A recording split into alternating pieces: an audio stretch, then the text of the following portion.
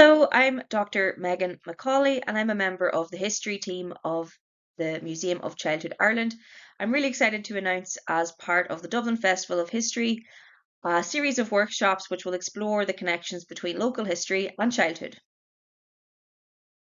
The history of childhood and youth matters deeply to us at the Museum of Childhood Ireland and reclaiming stories from the past. This quote, "There is no simple or singular version of childhood in Ireland or anywhere," is part of the inspiration behind the upcoming workshop series, as we believe that local history may hold the key to uncovering childhoods at a local and also a national level.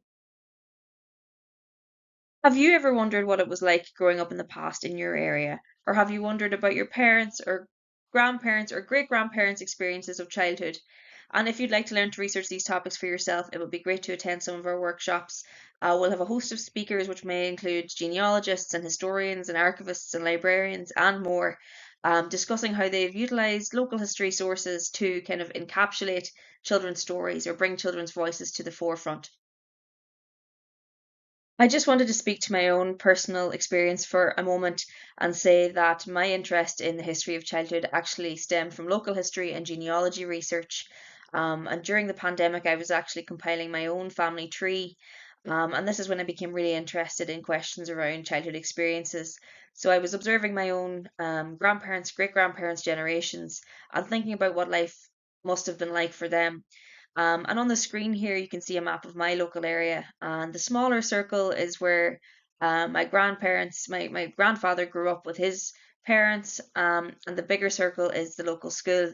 And I was looking at school registers, and I was even thinking about how far they would have had to travel to get to school every day. And I know they didn't go to school every day because many of them were expected to work as either labourers or domestic servants. I also noted things such as the very young age at which many girls were getting married. I also noted that many children were dying in childhood and infancy. And all of these questions, which arose from researching my own family, led me down the path of researching childhood.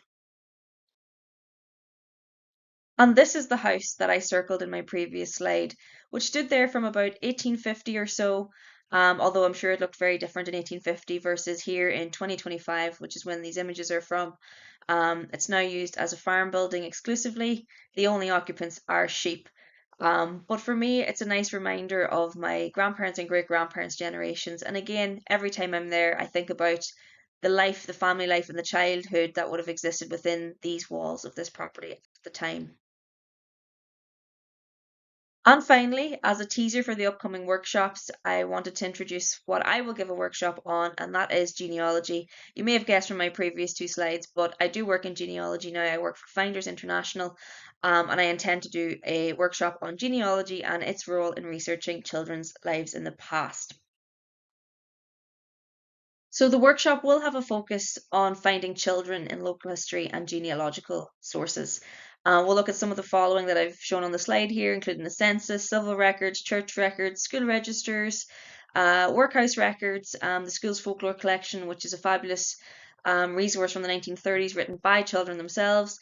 We'll look at photographic and visual material. We'll think about how newspapers and newspaper advertisements can give us an insight into the lives of children as well.